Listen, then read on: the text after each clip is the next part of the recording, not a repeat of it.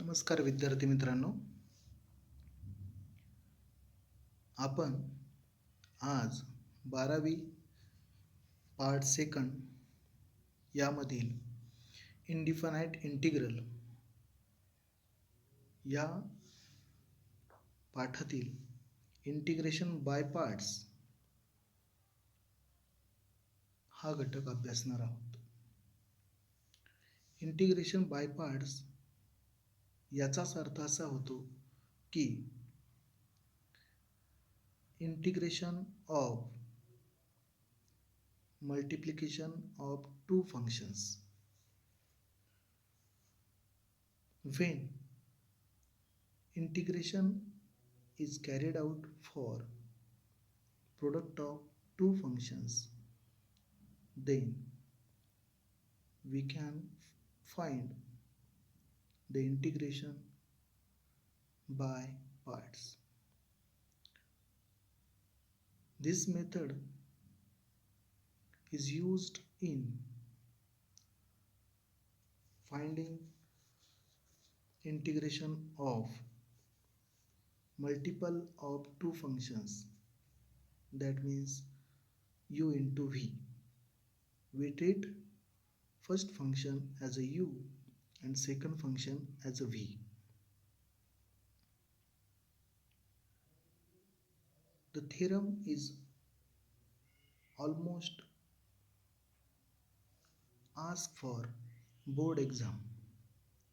Theorem is, if u and v functions are differentiable functions of x, then integration of u into v with respect to dx is equal to u into integration of v dx minus integration of derivative of u with respect to x into integration of v with respect to dx and whole with respect to dx. The proof as follows. Firstly, we consider integration of v with respect to dx as w. Then by definition of integration, v is equal to dw by dx. We treat these two equations as equation number 1 and equation number 2 as given in the data. Then we take the derivative of u into v, derivative of u into w is equal to u into derivative of w plus w into derivative of u with respect to x. We know that the derivative of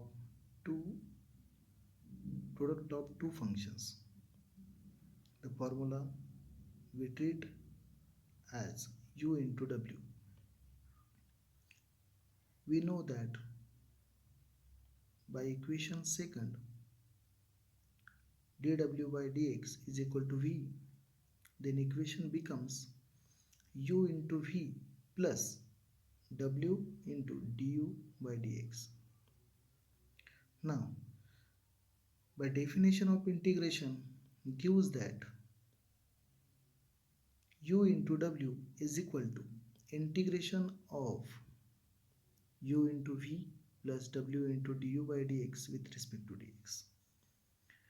When we separated this integration, we get integration of u into v with respect to dx plus integration of w into du by dx with respect to dx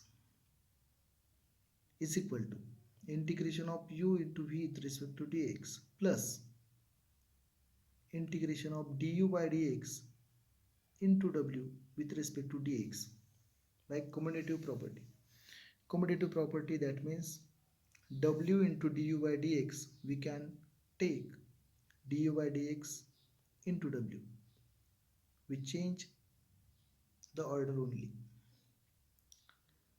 Then by equation first and by equation second, we change w as integration of v with respect to dx. Then equation becomes u into integration of v with respect to dx is equal to integration of u into v with respect to dx plus du by dx into integration of v with respect to dx and whole bracket is with respect to dx.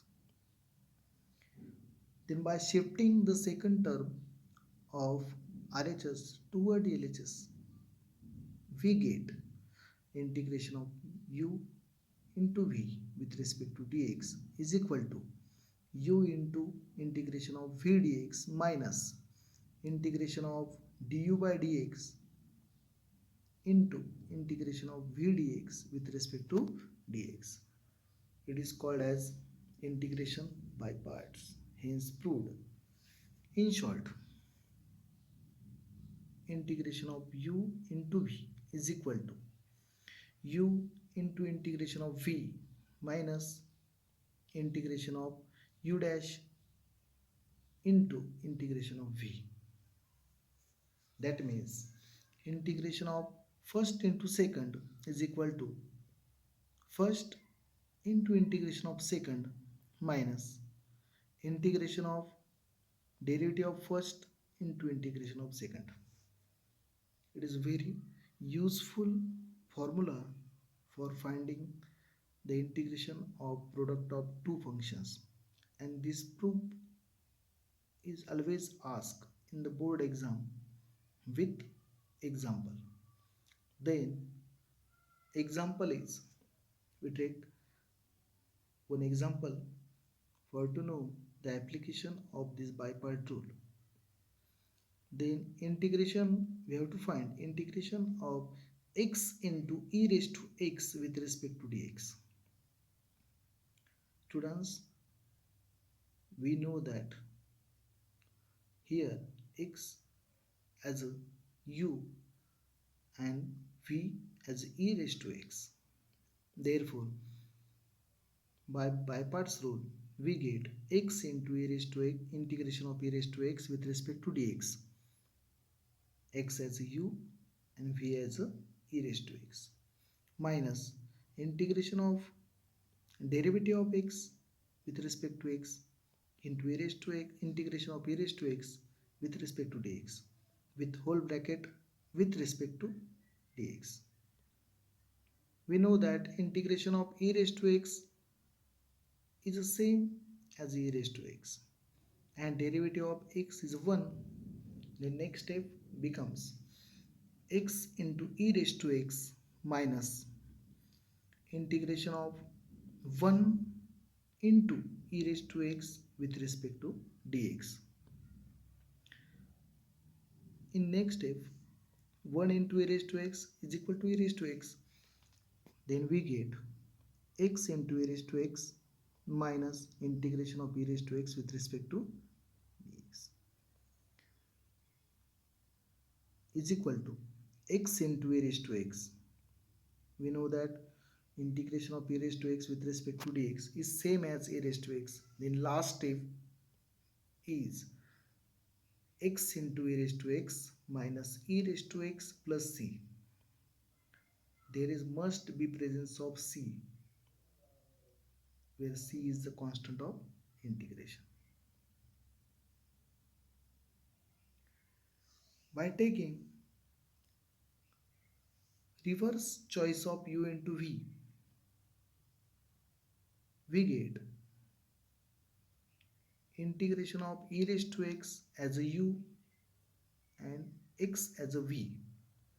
Then we get e raised to x into integration of x with respect to dx minus integration of derivative of e raised to x into integration of x with respect to dx and whole bracket with respect to dx.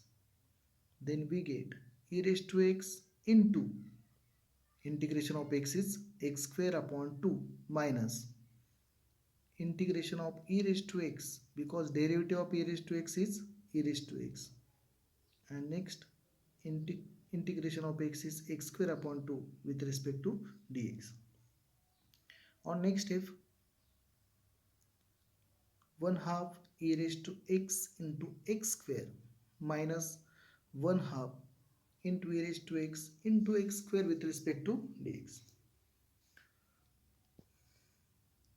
When we take e raised to x as a u and x as a v, we denote that this integration is quite faulty. That means we can't find integration of e raised to x into x with respect to dx by taking u as a e raised to x and v as a x. Then this step, last step, is complicated because 1 half into e raised to x square is a simple step minus 1 half into e raised to x square with respect to dx. That means we can't find in integration of e raised to x into x square. This step is continuously carried out. विद्यार्थी मित्रांनो, जर आपण e raised to x आणि x याला जर u आणि v जर आपण मानतोय तर त्या स्टेप कॅरी आउट होत आहे, ते इंटिग्रेशन पुढे फॉरवर्डेड होते, म्हणजे ते त्या स्टेपने चालूच राहील. मग याला एक पर्याय म्हणून आपण काय करतोय, आपल्याला हे कळते की जर आपण सुरुवातीलाच जे integration of x into e raise to x घेतलं, म्हणजे एक्सला जर आपण यू मांडलेलं आहे आणि ए रेस टू एक्सला जर व्ही मांडलेलं आहे, तर त्याचं इंटिग्रेशन फक्त 3 ते 4 स्टेपमध्ये एकदम सिम्पली तुम्हाला ॲन्सर देखील मिळालं होतं. पण जर आपण ती चॉईस जर चेंज केली, ए रेस टू एक्सला जर आपण यू मांडला आणि एक्सला जर व्ही मांडलेलं आहे, तर त्यामध्ये आपला पूर्णपणे गोंधळ होतोय आणि ते इंटिग्रेशन आपल्याला जेवढ्या सहजासहजी फाइंड करता येत होतं सुरुवातीला, ते आपल्याला मिळत नाही. याचाच अर्थ काय, आपल्याला त्यामधला यू आणि व्ही जो आपण ट्रीट करतोय, जो आपण समजावून घेतोय किंवा मानतोय, त्याची चॉईस किती गरजेची आहे हे आपल्याला त्यातून जाणवते. म्हणूनच विद्यार्थी मित्रांनो, हा जो यू आणि व्ही आपण एका डेफिनाइट रूलने समजावून घेतोय. तो रूल म्हणजे काय, लिएट रूल, LIATE. या रूलच्या मदतीने आपण जर इंटिग्रेशन मधला यू आणि इंटिग्रेशन मधला व्ही, जे दोन फंक्शनचं आपण जर मल्टिप्लिकेशनचं इंटिग्रेशन काढतोय, जर ह्या रूलच्या मदतीने जर आपण ठरवलं की यू कोणता आहे आणि व्ही कोणता आहे, तर आपल्याला इंटिग्रेशन काढण्यास मदत होईल आणि त्यामध्ये आपली कोणतीही चूक होणार नाही. यामध्ये L हा लॉगॅरिथमिक फंक्शनसाठी वापरला जातो, I हा इनव्हर्स ट्रिग्नोमेट्रिक फंक्शनसाठी वापरला जातो, A हा अल्जेब्राइक फंक्शनसाठी वापरला जातो, T हा ट्रिग्नोमेट्रिक फंक्शनसाठी वापरला जातो आणि हा E शेवटचा जो आहे तो एक्सपोनेन्शियल फंक्शनसाठी वापरला जातो. LIATE या रूलचा जर तुम्ही वापर केला तर आपण ठरवायचं की यू कोणता असेल आणि व्ही कोणता असेल, ज्या प्रकारे LIATE ची ऑर्डर आहे. ह्या रूलच्या मदतीने इंटिग्रेशन बाय पार्ट्स, ह्या रूलच्या मदतीने दोघांचा देखील आपण वापर करून integration of product of two function हे एकदम सोप्या पद्धतीने काढू शकतो. त्यासाठीच आपण परत एक एक्झाम्पल घेतोय, ते काय बघून घ्या. Integration of sine x into x with respect to dx. इथे साइन एक्स आणि एक्स हे दोन फंक्शन आहे. आपण जर लिएट रूलचा वापर करत आहोत तर विद्यार्थी मित्रांनो, यामध्ये एक्स हे अल्जेब्राइक फंक्शन आहे आणि साइन एक्स हे ट्रिग्नोमेट्रिक फंक्शन आहे. तर अल्जेब्राइक फंक्शन याला AT मध्ये ए आधी आलेला आहे आणि टी नंतर आलेलं आहे. याचा अर्थ काय, अल्जेब्राइक फंक्शन आधी आलेलं आहे आणि ट्रिग्नोमेट्रिक फंक्शन नंतर आलेलं आहे. तर आपण यू कोणाला ट्रीट करणार, एक्सला, आणि व्ही कोणाला ट्रीट करणार, साइन एक्सला. तर विद्यार्थी मित्रांनो, यामध्ये यू असणारे एक्स आणि व्ही असणारे साइन एक्स. हे कोणाचं ॲप्लिकेशन केलं आपण, लिएट रूलचं. आणि त्यानंतर आपण काय वापरणार आहे, बाय पार्ट. बाय पार्ट काय सांगेल मग आपल्याला, you into integration of V minus integration of derivative of u into integration of v with respect to dx whole bracket with respect to dx. त्याचाच वापर करून x into integration of sin x with respect to dx minus integration of derivative of x into integration of sin x with respect to dx whole bracket with respect to dx. Then we get x into derivative of sin x is minus cos x. Sorry, integration of sin x is minus cos x. Therefore, x into minus cos x minus integration of derivative of x is 1 and integration of sin x is again minus cos x. Therefore, 1 into minus cos x with respect to dx.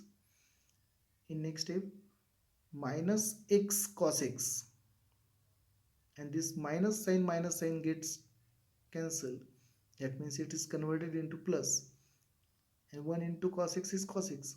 Therefore, plus integration of cos x with respect to dx. And last term is carried out by taking integration of cos x with respect to dx is a sin x. Therefore, minus x cos x plus sin x plus c. विद्यार्थी मित्रांनो, तुम्हाला हे एवढ्या simply कसं मिळालेलं आहे? फक्त late rule आणि बायपार्ट या दोघांच्या मदतीने. जर या ठिकाणी लेट रूलचा नसता किंवा तुम्ही या ठिकाणी लेट रूलचा वापरला नाही तर काय होऊ शकतं त्या ठिकाणी? परत एकदा सुरुवातीला जे एक्झाम्पल आपण e⁻x आणि xच्या बाबतीत जे विचार केला त्याच पद्धतीने तुमचं कॉम्प्लेक्शन होऊ शकतं. त्यामध्ये आपल्याला इंटिग्रेशन काढण्यास थोडीशी अडचण निर्माण होऊ शकते. त्यामुळे u आणि v हे सिलेक्ट करण्यासाठी जो आपण लेट रूलचा वापरलेला आहे हा खूप महत्त्वाचा आहे. प्रत्येकाने ते लेट रूलचा प्रत्येक फंक्शन कोणते आहेत, लॉगॅरिथमिक फंक्शन आहे, इनव्हर्स फंक्शन आहे, अल्जेब्राइक फंक्शन आहे, ट्रिग्नोमेट्री फंक्शन आहे, एक्सपोनेन्शियल फंक्शन आहे, हे सगळं जाणून घेऊन सुरुवातीला u आणि vचं सिलेक्शन करून जर हा लेट रूल समजावून घेतला आणि त्यानंतर जर आपण बायपार्ट वापरला तर प्रत्येकाला integration of product of two function हा टॉपिक पूर्णपणे समजू शकतो. याच्याच मदतीने आणि यावरच आधारित असलेली एक्सरसाइज 3.3 यामध्ये सुद्धा आपल्याला प्रोडक्ट ऑफ टू फंक्शन्स फक्त हेच दोनच एक्झाम्पल या दोनच फंक्शनचे इंटिग्रेशन वापरलं गेलेलं आहे आणि यामध्ये एकूण 21 एक्झाम्पल त्यांनी आपल्याला दिलेले आहेत. ते आपल्याला नीट समजावून घेऊन त्याची प्रॅक्टिस करायची आहे. जो आपला पुढचा जो टाईप आहे, जो पुढचा जो सब टॉपिक आहे ते आहे इंटिग्रेशन बाय पार्शियल फंक्शन. आता इंटिग्रेशन ऑफ पार्शियल फंक्शन म्हणजे काय? If f of x and g of x are two polynomials, then f of x upon g of x, where g of x is not 0, denominator is not 0, is called a rational algebraic function. And f of x upon g of x is called proper rational function, provided that degree of f of x must be less than degree of g of x, otherwise it is improper rational function. जेव्हा degree of g of x he degree of f of x पेक्षा जास्त असणार आहे त्याला आपण काय म्हणू? Rational function, proper rational function. जर degree of f of x ही जर जास्त असेल degree of g of x पेक्षा तर त्याला आपण काय म्हणणार आहे? improper rational function. If degree of f of x is greater than or equal to, याच्यामध्ये दोन्ही केस येणार. प्रॉपर कुणाला म्हणायचं? जेव्हा स्ट्रिक्टली लेस दॅन आहे, जेव्हा डिग्री कशी आहे f of x ची strictly less than g of x पेक्षा आहे. पण जेव्हा f of x ची degree he g of x सारखे असेल किंवा त्यापेक्षा जास्त असेल तर त्याला काय म्हणतो आपण? Improper rational function. आणि हा इम्प्रॉपर रॅशनल फंक्शन आपल्याला काय करून घ्यायचं विद्यार्थी मित्रांनो, कोणत्या फॉर्ममध्ये, then the function express it as in the form of quotient plus remainder upon g of x, where g of x is not 0. Then we get remainder upon g of x is a proper rational function. Let us see that three different types of proper rational function: f of x upon g of x, where g of x is not 0, where the denominator g of x expressed as, first is a non-repeated linear factors, ज्यामध्ये कोणतेही जे factor असतील ते वेगवेगळे असतील. म्हणजे पहिला factor कसा असेल, एक्स मायनस ए, दुसरा फॅक्टर असेल एक्स मायनस बी, तिसरा फॅक्टर असेल एक्स मायनस सी. असे जे वेगवेगळे फॅक्टर्स असतील याला म्हणतो आपण non repeated linear factors. Linear म्हणजे त्यांच्या जागेची डिग्री किती असेल, एक असेल. सेकंड जे आहे ते आहे repeated linear factors. Repeated factors म्हणजे काय, त्यामध्ये x minus A into X minus A into X minus ए असे जेव्हा रिपीट होतील तर तुम्हाला लगेच समजेल रिपीटेड कसं ओळखायचं. मग त्या ठिकाणी x minus A square, x minus b square, x minus A cube repeated असल्यामुळे या फॅक्टरचा काय होईल, त्या ठिकाणी मल्टिप्लिकेशन होईल. यालाच म्हणतो आपण रिपीटेड लिनियर फॅक्टर्स. आणि तिसरा जो पार्ट आहे product of linear factor and non repeated quadratic factor. मग यामध्ये काय होईल, पहिला पार्ट ज्यामध्ये नॉन रिपीटेड फॅक्टर आहेत आणि दुसरा पार्ट रिपीटेड लिनियर फॅक्टर्स आहेत, हे दोन्ही एकत्रितरित्या जेव्हा असतील त्याला काय म्हणतो आपण product of linear factors and non repeated quadratic factor. आणि ह्या सगळ्या इंटिग्रेशन, ह्या सगळ्या फंक्शनचं जेव्हा इंटिग्रेशन आपल्याला फाइंड करायचं आहे, या पूर्ण पार्ट्सला आपण म्हणतो इंटिग्रेशन बाय पार्शियल फ्रॅक्शन्स. आता आपण काय करतोय, आपला जो पहिला जो फॅक्टर आहे त्या फॅक्टरला कन्वर्ट करून घेतोय एका दुसऱ्या फॉर्ममध्ये. आपल्याला जो टेबल दिसतो आहे त्या टेबलमध्ये मी काय केलेलं आहे, दोन कॉलम केलेले आहे. त्या दोन कॉलममध्ये दिसते तुम्हाला, पहिला जो कॉलम आहे तो रॅशनल फॉर्मचा आहे आणि दुसरा जो कॉलम आहे तो पार्शियल फॉर्मचा आहे. म्हणजे काय, आपल्याला जे इंटिग्रेशन बाय पार्शियल फ्रॅक्शन करायचं आहे, बरोबर आहे, आपण त्यामध्ये फ्रॅक्शन्स करणार आहे. काय करणार आपण तिथे फ्रॅक्शन्स करणार आहे, त्याचे तुकडे तुकडे करणार आहे. ते तुकडे तुकडे कसे करणार, एका ठराविक रूलने. मग ते रूल्सच आपण समजून घेतोय. जर सुरुवातीला दिसतंय तुम्हाला रॅशनल फॉर्ममध्ये first part P X square plus Q X plus R upon x minus A, X minus B, X minus C. जर तुम्ही याच्या डिनॉमिनेटरमध्ये बघितलं तर X minus A, X minus B आणि एक्स मायनस सी हे तिन्ही कसे नॉन रिपीटेड फॅक्टर्स. काय ते नॉन, ते सगळे वेगवेगळे दे का, आणि ते सगळे वेगवेगळे कसे, एक्स मायनस सी आहे वेगळा, एक्स मायनस बी वेगळा, एक्स मायनस सी वेगळा. अशा केसमध्ये जेव्हा आपण पार्शियल फॉर्म मिळवतोय तो कसा मिळतोय बघा, त्यामध्ये आपण तीन कॉन्स्टंट डेट करणार आहे, कॅपिटल ए, कॅपिटल बी आणि कॅपिटल सी. आणि ते कसं मिळेल आपल्याला, मग X A upon x minus A plus B upon x minus B plus C upon x minus C. याचा काय अर्थ होतो मित्रांनो, जर तिथे नॉन रिपीटेड फॅक्टर असेल तर ते पार्शियल फॉर्ममध्ये कन्वर्ट करत असताना तीन कॉन्स्टंट घेऊन त्याच्या डिनॉमिनेटरमध्ये ते तीनही नॉन रिपीटेड फॅक्टर असतील. जर सेकंड केसचा विचार करतोय तर तिथे बघा P X square plus Q X plus R upon x minus A square into X minus B. आपण सेकंड पार्टमध्ये पाहिलं की रिपीटेड फॅक्टर. तर रिपीटेड फॅक्टर कशावरून ओळखणार तुम्ही, तिथे एक्स मायनस ए स्क्वेअर आहे, याचा अर्थ काय होईल विद्यार्थी मित्रांनो, तिथे रिपीट झालेला आहे फॅक्टर. आणि रिपीट फॅक्टर जर असला तर त्यामध्ये आपण एक चेंज करणार आहे. तो चेंज म्हणजे काय, आपण तो रिपीट फॅक्टर जो आलेला आहे त्याला देखील एक कॉन्स्टंट न्यूमरेटरमध्ये देणार आहे आणि तो फॅक्टर जो रिपीट झालेला आहे तो त्या फॉर्ममध्ये असताना त्याला आपण दुसरा एक कॉन्स्टंट देणार आहे बी.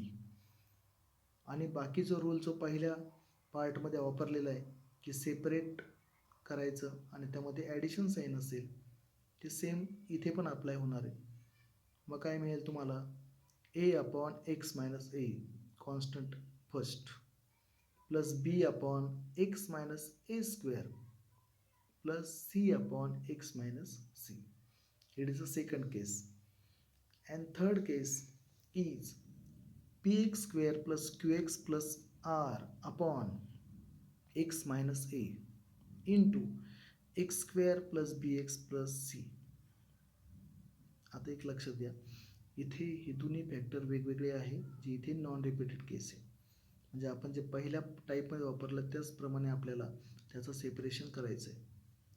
म्हणून जो पहिला जो रूल वापरला आहे तो काय येईल, ए अपॉन एक्स मायनस ए. त्याचं सेपरेट करताना पहिला फॅक्टर मिळाला तुम्हाला. पण आपल्याला हे माहीत आहे की जर खालचा जो दुसरा ब्रॅकेट दिसतोय तुम्हाला तो ब्रॅकेट आहे x square plus B X plus C. आता याची डिग्री किती आहे, 2 आहे बरोबर. आणि हा फॅक्टर म्हणजे आपल्याला असा मिळेल की ज्याची सहजासहजी फॅक्टर पडणार नाही. आपण क्वाड्रॅटिक इक्वेशन सगळ्यांना माहिती आहे बरोबर. आता जे इक्वेशन आहे ते सॉल्व करता येत असते तर तिथे आपण 2 फॅक्टर तयार केले असते, एकतर ते रिपीटेड असतात किंवा नॉन रिपीटेड असतील. पण असा हा जो हे जे दिसते तुम्हाला ए x square plus B X plus C फॉर्ममध्ये, जिथे एची किंमत किती आहे 1 आहे, म्हणजे तो कोणत्या फॉर्ममध्ये असणार आहे, x square plus B X plus C. असा जेव्हा फॅक्टर तिथे डिनॉमिनेटरमध्ये येईल तेव्हा आपल्याला त्याचा न्यूमरेटर कोणत्या फॉर्ममध्ये घ्यायचा आहे, बी एक्स प्लस सी. त्यामध्ये बी आणि सी काय असतील, कॉन्स्टंट असतील, ते आपल्याला फाइंड करता येतील. आणि त्याचा डिनॉमिनेटर काय असेल, X square plus B X plus C. याचाच अर्थ काय होतो, जेव्हा P X square plus Q X plus R upon x minus A into X square plus B X plus C अशा फॉर्ममध्ये जर ते इंटिग्रल फाइंड करायचं असेल आपल्याला तर ते सेपरेट करताना A upon x minus A plus B X plus C upon X square plus B X plus C या तिन्ही फॉर्मच्या मदतीने आपल्याला इंटिग्रेशन बाय पार्शियल फ्रॅक्शन काढता येतं. त्यासाठी आपण एक एक्झाम्पल ट्रीट करणार आहोत. एक्झाम्पल नीट समजावून घ्यायचं आहे. ते एक्झाम्पल कसं आहे बघा, integration of 3x square plus 4x minus 5 upon X square minus 1 into x plus 2 with respect to D X. न्यूमरेटरची डिग्री जर बघितली ती आहे 2 आणि डिनॉमिनेटरची डिग्री जर बघितली ती आहे 3. याचा अर्थ आपल्याला ते पार्शियल फ्रॅक्शन सोडवता येऊ शकतं. सुरुवातीला आपण त्याला आय म्हणून कन्सिडर केलेले आहे, आय इज इक्वल टू, आणि आपल्याला एक्स स्क्वेअर मायनस 1 हे कोणत्या फॉर्ममध्ये दिसते तुम्हाला, a square minus b square, a square minus b square. आणि a square minus b square असेल तर त्याचे फॅक्टर कसे पडतात, a minus B into a plus b. या फॉर्म्युल्याच्या मदतीने आपण एक्स स्क्वेअर मायनस 1चे 2 फॅक्टर काढून घेतलेले आहे, x minus 1 into x plus 1. तेव्हा आपल्याला आय काय मिळतो लक्षात घ्या, I is equal to integration of 3x square plus 4x minus 5 upon x minus 1 into x plus 1 into x plus 2 with respect to D x. आणि जेव्हा integral आपण बघितलं आहे ते कोणत्या फॉर्ममध्ये जाणार आहे, फर्स्ट फॉर्ममध्ये, ज्यामध्ये सगळे फॅक्टर कसे नॉन रिपीटेड. म्हणजे कोणता form, P X square plus Q X plus R upon x minus A into X minus B into X minus C. त्याचं सेपरेशन कसं केलं होतं, A upon x minus A plus B upon x minus B plus C upon x minus C. त्याचा वापर करून इथे आपण ते फॅक्टर कन्सिडर केलेले आहे. Consider 3x² + 4x - 5 upon x - 1 into x + 1 into x + 2 is equal to a upon first factor x - 1 plus b upon second factor x + 1 plus c upon x + 2.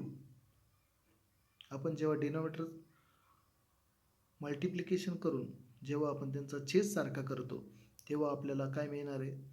a into x + 1 into x + 2 b into x - 1 into x + 2 plus c x - 1 into x + 1 upon x - 1 x + 1 आणि x + 2. आपण जर विचार केला आता denominator दोन्ही बाजूंचा सारखा झालेला आहे. जर डिनॉमिनेटर सारखा असेल आणि मध्ये जर इक्वेलिटी साईन असेल तर डिनॉमिनेटर इकडचा सारखा आहे LHSचा आणि RHSचा देखील सारखा असेल तर दोघांचे न्यूमिरेटर जे असतील ते देखील सारखे असतील. तेव्हा आपल्याला पुढची स्टेप मिळालेली आहे 3x² + 4x - 5 is equal to a into x + 1 into x + 2 plus b into x - 1 into x + 2 plus capital C into x - 1 into x + 1. आपण आता प्रत्येक फॅक्टर जो कॉन्स्टंट आहे कॅपिटल A, कॅपिटल B आणि कॅपिटल C हा कसा सोडवून घेणार आहे? By putting x is equal to 1, x is equal to -1 आणि x इज इक्वल टू -2. जेव्हा आपण हे सबस्टिट्यूशन करतोय तेव्हा तुम्हाला जाणवेल की बाकीच्या कॉन्स्टंटला जे मल्टिप्लिकेशनचे फॅक्टर असतील म्हणजे B आणि C ते दोन्ही फॅक्टर काय होतील तिथे 0 होतील आणि सुरुवातीला आपल्याला A मिळणार आहे. जर आपण सेकंड सबस्टिट्यूशन केलं A आणि C चा जो कोएफिशियंट होईल तो देखील 0 होईल. जेथे दोन्ही फॅक्टर काय होतील त्या ठिकाणी कॅन्सल्स होतील आणि आपल्याला B मिळेल आणि तिसऱ्यामध्ये काय मिळणार त्याचप्रमाणे C देखील. सुरुवातीला आपण जे कन्सिडर केलेले आहे ते आपण ABC फाइंड करण्यासाठीच ही टेक्निक पार्शियल फ्रॅक्शनची वापरलेली आणि जेव्हा आपल्याला कॅपिटल A, कॅपिटल B आणि कॅपिटल C मिळेल याचा अर्थ काय होणार आहे?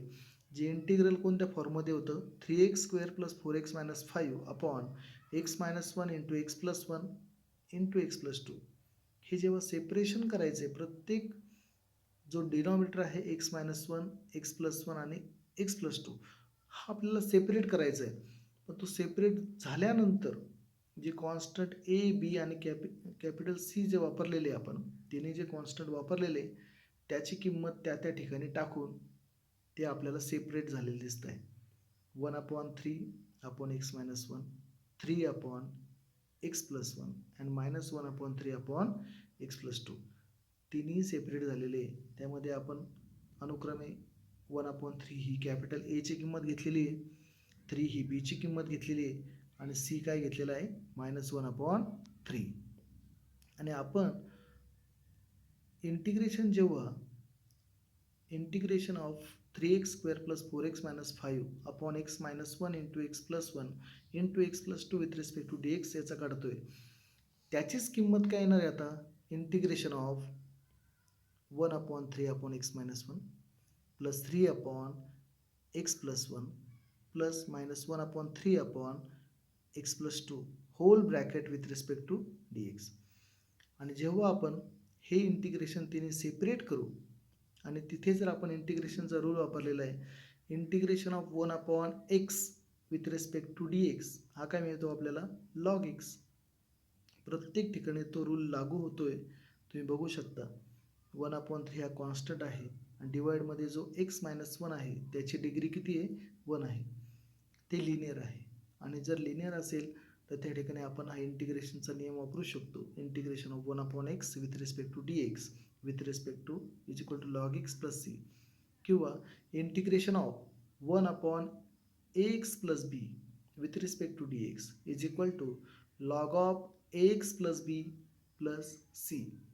आणि त्याच्या मदतीने आपल्याला काय मिळते बघा integration of 3x² + 4x - 5 upon x minus 1, x plus 1, x plus 2 with respect to dx is equal to 1 upon 3 log of x minus 1 plus 3 log of x plus 1 minus 1 upon 3 log of x plus 2 plus c. ह्या स्टेपपर्यंत जरी तुम्ही integration find करू शकला तर ते आपलं answer गृहीत धरलं जाईल. पण आपल्याला लॉगचे नियम माहिती आहे की log of M plus log of N is equal to log of M into N. Log of M minus log of N is equal to log of M upon N आणि log of M raise to N is equal to N log M. या लॉगच्या तिन्ही रूलच्या मदतीने आपल्याला शेवटी integration of 3x² plus 4x minus 5 upon x² minus 1 into x plus 2 is equal to 1 upon 3 log of combine केले सगळे आपण ते 1 upon 3 log of x minus 1 into x plus 1 raise to 9 upon x plus 2 plus c. हे आपल्याला काय मिळालं आहे final answer. Similarly इथे आपण बघितलेलं आहे सेकंड एक्झाम्पल दिसते तुम्हाला सगळ्यांना. तिथे फक्त विद्यार्थी मित्रांनो जे सुरुवातीला जे एक्झाम्पल घेतलंय सेम तीच टेक्निक वापरली आहे. फक्त तिथे आपल्याला दिसतंय की एक्स स्क्वेअर हा एक फॅक्टर प्रत्येक ठिकाणी प्रत्येक ब्रॅकेटमध्ये दिसतोय. आता त्याला एक आपण सिंपल सबस्टिट्यूशन वापरणार आहे. ज्या ठिकाणी एक्स स्क्वेअर आहे ज्या ठिकाणी एक्स स्क्वेअर आहे त्या एक्स स्क्वेअरला आपण यम मानलं यम ट्रीट केलेलं आहे तर आपल्याला ते इंटिग्रेशन कोणत्या फॉर्ममध्ये येईल बघा 2m minus 3 upon m minus 5 आणि m प्लस 4. आणि जर असं जर ते इक्वेशन आपल्याला मिळालं तर ते प्रॉपर रॅशनल फंक्शनमध्ये मिळेल. आणि आपण जसं सुरुवातीला घेतलं की जेव्हा ते फॅक्टर नॉन रिपीटेड दिसतंय आपल्याला तिथे कॅपिटल ए कॅपिटल बी आणि कॅपिटल सी असे 3 कॉन्स्टंट घेऊन आपण ते सोडवू शकतो.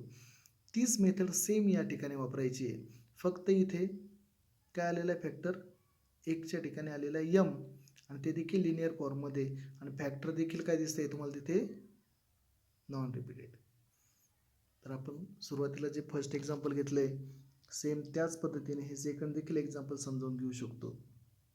आणि यावर आधारित एक्सरसाइज 3.4 असेल. तर विद्यार्थी मित्रांनो इंटिग्रेशन बाय पार्ट्स आणि इंटिग्रेशन ऑफ पार्शियल फंक्शन हे एक सोपा टॉपिक असून यामध्ये जर तुम्ही एक्झाम्पलची प्रॅक्टिस केली असता तुम्हाला हे नक्कीच समजेल की हे दोन्ही टॉपिक तेवढे सोपे आहेत आणि त्यावरचे एक्झाम्पल बोर्डामध्ये येऊ द्या किंवा आपल्या कॉम्पिटिटिव्ह एक्झाममध्ये असू द्या हे सोडवायला म्हणजे कोणत्याही प्रकारे सूत्रपाठांतराची गरज लागत नाही.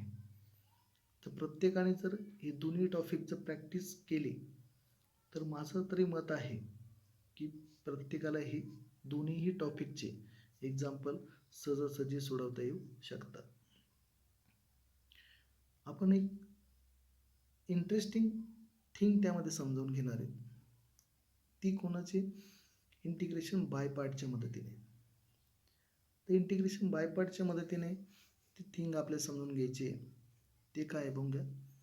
आपल्याला बाय पार्ट सगळ्यांना माहिती आहे आता integration of u into v with respect to D x is equal to u into integration of v with respect to D x minus integration of derivative of u into integration of v with respect to D x. त्यामध्ये u आणि v आपण कशावरून ठरवतो लिएटच्या ऑर्डरवरून. बरं पण जेव्हा आपण जर विचार करतोय आपल्याला एक्सटेन्शन करायचं असेल तर ते एक्सटेन्शन देखील यामध्ये करता येतं. ते कसं आहे बघा integration of u into v with respect to D x is equal to u v one minus u dash v two plus u double dash v three minus u triple dash v four plus carried on dash dash dash. आता यामध्ये हा जो dash दिसतोय तुम्हाला, हा काय denote करतोय? Derivative. आणि जो खालचा जो कोइफिशियंट असेल 1 2 3, ही सबस्क्रिप्ट काय इंडिकेट करणार आहे? इंटिग्रेशन. एक लक्षात घ्या, ही इंटरेस्टिंग फॅक्ट तुम्हाला कळली पाहिजे की जर आपण जो बायपार्ट वापरतोय तसंच जर आपण जे एक्सटेन्शन जर केलं तर तुम्हाला एक्सटेन्शन देखील this result is more useful where the first function u is a polynomial because u double dash u upon dx raised to n du upon dx with nth order derivative is equal to 0 for some n. म्हणजे याचा अर्थ काय? तिथे जर polynomial असेल आणि आपण त्याचं डेरिव्हेटिव्ह घेत असू तर सगळ्यांना माहिती आहे की ते कुठे ना कुठे त्याचा डेरिव्हेटिव्ह काय येणार आहे? 0 येणार. ते आपण नक्की सांगू शकत नाही की ते सेकंड ऑर्डरला मिळेल, ते सांगू शकत नाही की थर्ड ऑर्डरला मिळेल, पण ते जर पॉलिनॉमियल असेल तर नक्कीच त्याचं डेरिव्हेटिव्ह कुठे ना कुठे 0 आपल्याला मिळणार. ही इंटरेस्टिंग फॅक्ट आहे आणि हे प्रत्येकाला समजेलच. तर सगळ्यांना हे दोन्ही टॉपिक जे आपण सुरुवातीपासून एकदा परत नजर फिरवणार आहे की आपण सुरुवातीला घेतलं आहे इंटिग्रेशन बाय पार्ट्स. त्याचा जो थेरम आहे तो बघितला तर प्रत्येक रूलमध्ये आपण इथे इंडिफिनाइटमध्ये सुद्धा हा बायपार्ट वापरणार आहे, डेफिनाइटमध्ये सुद्धा बायपार्ट वापरणार आहे. तसेच हा बोर्ड एक्झाममध्ये विचारला देखील जाणार आहे. त्याच्यावरचे एक्झाम्पलसुद्धा सोपे आहेत. लिएट रूल जर एकदा समजला तर लिएट रूलच्या मदतीने आपण इंटिग्रेशन बाय पार्ट्स कधीही चुकणार नाही. त्याच्यावरचे एक्झाम्पल सगळ्यांना 3.3 मधले प्रॅक्टिस करायचे आहे. नंतर इंटिग्रेशन बाय पार्शियल फ्रॅक्शन, त्यामध्ये आपण जर हा टेबलचा नीट एकदा समजावून घेतला तर त्यावरचे एक्झाम्पलसुद्धा आपल्याला अजिबात अवघड जाणार नाहीत. तर विद्यार्थी मित्रांनो, या दोन्ही टॉपिकचा आपण सगळेजण नीट प्रॅक्टिस करून, नीट अभ्यास करून आपण याला सामोरं जाऊ. त्याबद्दल सगळ्यांना शुभेच्छा. काही अडचणी असतील तर नक्की संपर्क साधा. मी प्रोफेसर विक्रम कुलकर्णी, महाराजा जिवाजीराव शिंदे या शाखेत गणित या विषयाचे अध्यापन करून आपल्याला हे ऑनलाईन लेक्चर या PDF च्या मदतीने समजून सांगितलं. तर त्याबद्दल धन्यवाद. थँक्यू.